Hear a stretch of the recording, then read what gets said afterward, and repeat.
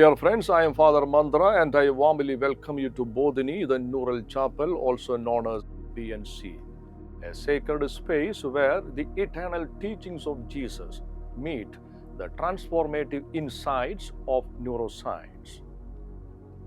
In our ongoing series, What Meditation is Taught by the Tax Collector, we have so far explored two movements.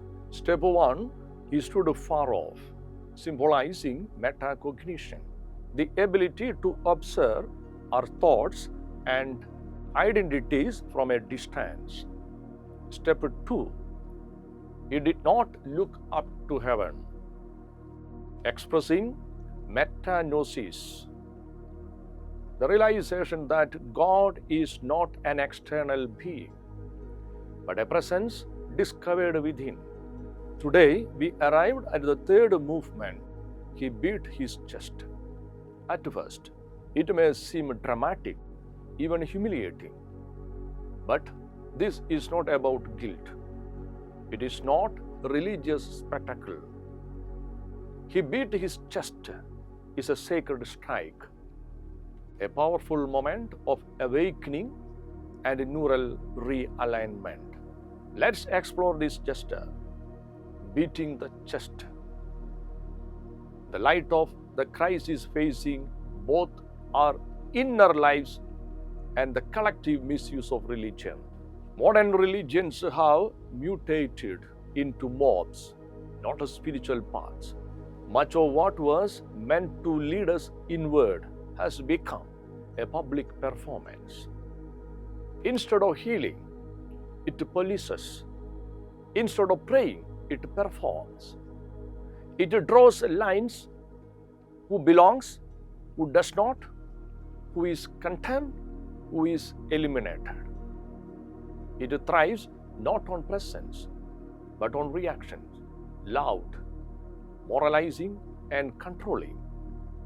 Across the world, religion is too often wielded as a tool of exclusion. But this is not just an external crisis. The mob lives within.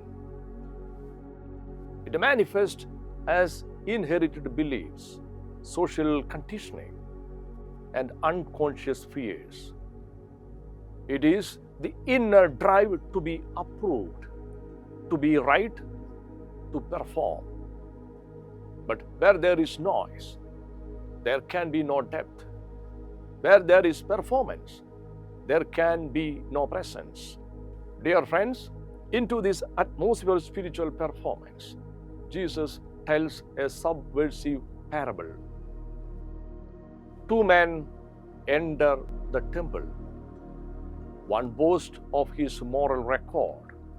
The other, a tax collector, stands apart. He does not lift his eyes. He does not explain.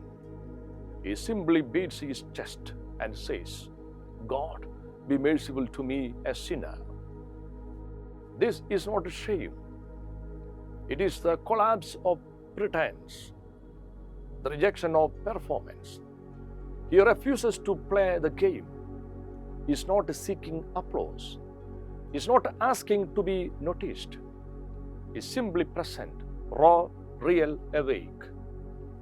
And Jesus says, this man went home justified, not the one who paraded his virtues. Dear friends, he beat his chest. One gesture, no explanation, no defense, just a hand to the heart, a strike of truth. It is not self-punishment. It is a call to awaken, a rupture of ego, a breaking of the inner mob. This is metanoia, a turning point, the moment when watching becomes surrender, when awareness moves into transformation. Metanoia is often mistranslated as repentance, but its meaning is deeper. It is a radical change of mind, a shift in consciousness, a return to the inner altar.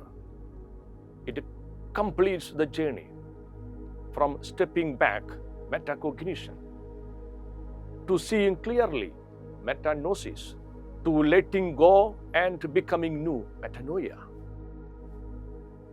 Beating the chest is not violence. It is vulnerability. It signals. The change must happen here, not above, not outside, but in my heart. This is not a self-hatred. It is truthful exposure. I am not yet aligned with who I truly am, but I am not pretending anymore. This act bypasses the intellect. The chest becomes a drum. The heart becomes the altar. And the body becomes the site of awakening. And here is what is crucial. The tax collector does this in the temple, a space dominated by mob religion. Religion where corrupted becomes noise, loud, righteous, and performative, built on conformity and fear. In such a space, transformation is replaced by control, and repentance becomes a ritual of shame. But the tax collector disrupts it all. He stands apart, he does not perform, he strikes his chest. He chooses truth over appearance, not rebellion, but return, not guilt, but grounding, not theatrics, but transformation. Dear friends, let's pause and take this to heart. Mob religion is not just misguided, it is dangerous. It is explosive in speech, poisonous in spirit, and destructive in practice. It reduces the sacred into spectacle, the soul into slogans, and a community into conformity. Mob religion thrives on fear, control, and exclusion. It silences inner searching with outer noise. It mistakes moralism for truth, performance for prayer, and approval for presence. And yet, it wears the mask of holiness. This is what makes it so toxic. But into this chaos enters a quiet, subversive act. He beat his chest. Not grand declaration, no defense, just a hand to the heart. This gesture is creative because it interrupts the loop. It is useful because it returns us to the truth. It is healthy because it awakens the body to honesty.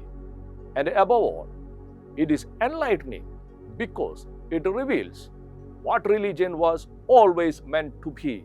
Not noise, but presence. No domination, but transformation. No crowd approval, but soul alignment.